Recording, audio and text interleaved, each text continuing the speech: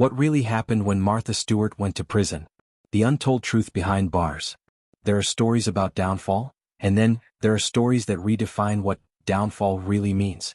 In the early 2000s, Martha Stewart wasn't just a household name, she was the household. Her magazines, TV shows, and lifestyle brand had shaped how America decorated, cooked, and even thought about success. She was the woman who turned a simple pie into an empire. But in 2004, that empire cracked. The woman who'd once built her fortune teaching others how to make life beautiful found herself standing before a federal judge, accused of deception, sentenced to prison, and forced to trade her empire for a prison uniform. This is the real story of what happened when Martha Stewart went to prison. The truth behind the fences, the story that humbled a billionaire, and the transformation that shocked the world. If you're new here, make sure you hit subscribe and like, because what you're about to hear isn't just gossip or scandal. It's the untold truth behind one of America's most powerful women, and how she rebuilt everything after losing it all. In 2001, winter had barely begun to settle over Manhattan when Martha Stewart picked up her phone and made a call that would change her life forever. On the other end of that call was her stockbroker, Peter Bakanovic.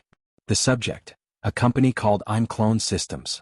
Just hours later, Martha would sell nearly 4,000 shares, a move that, on paper, looked harmless. But one day later, Untold stock collapsed after the FDA rejected its most anticipated drug. To investigators, the timing wasn't just lucky, it looked criminal. When the FBI began investigating insider trading, they noticed Stewart's sale immediately. The profit wasn't massive, about $45,000, but it was the principle. This wasn't just anyone. This was one of America's most trusted business icons. When questioned, Stewart insisted it was coincidence, part of a pre-planned agreement with her broker. Calm, confident, composed. But the paper trail told a different story.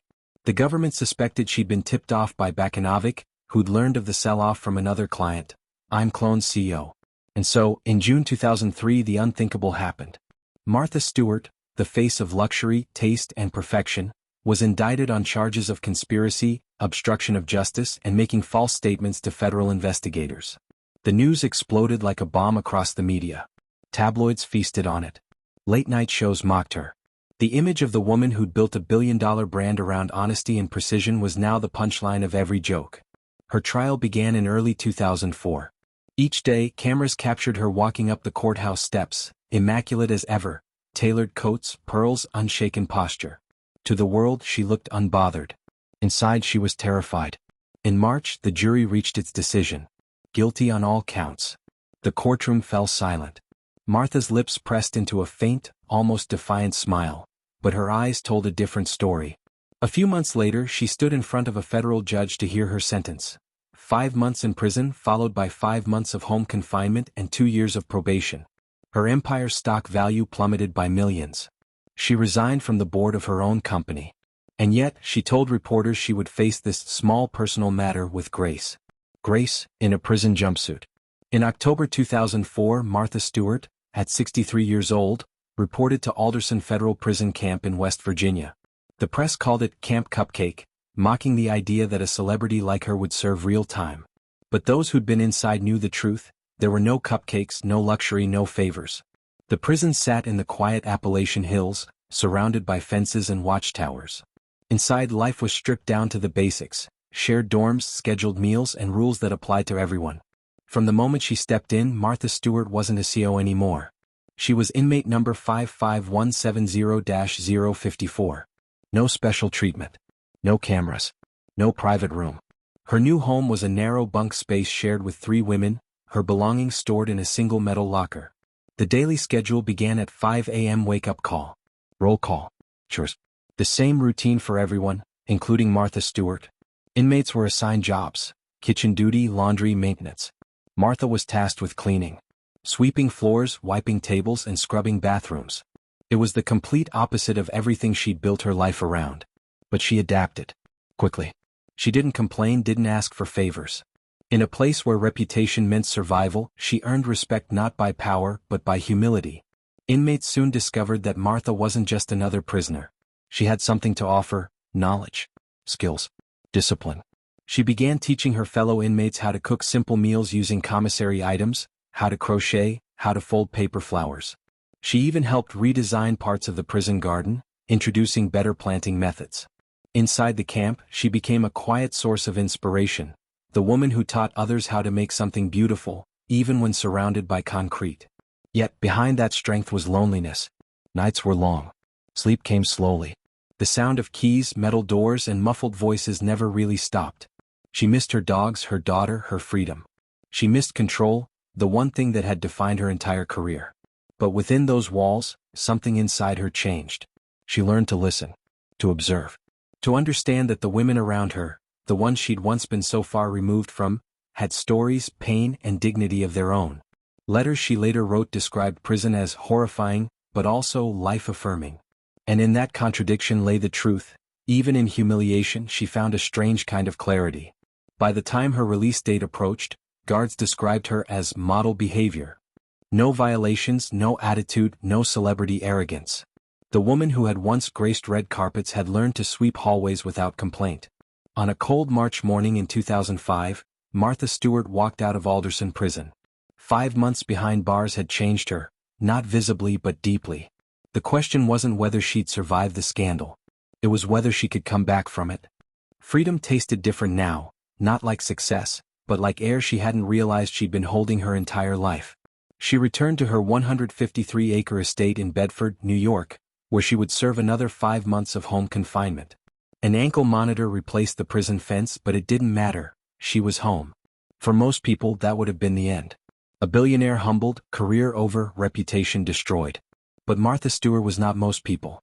Within weeks, she began planning her comeback. She understood that redemption wasn't about denial, it was about transformation. She had seen the worst headlines, the harshest ridicule, the lowest public opinion.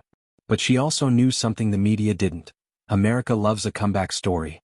By September 2005, just 6 months after her release, Martha Stewart was back on television. Her new program, The Martha Stewart Show, opened with her greeting the audience warmly, thanking them for their support, and joking lightly about her time away. The audience roared. What was meant to humiliate her had become her badge of survival. The show was a success, blending her usual style advice with a newfound humility.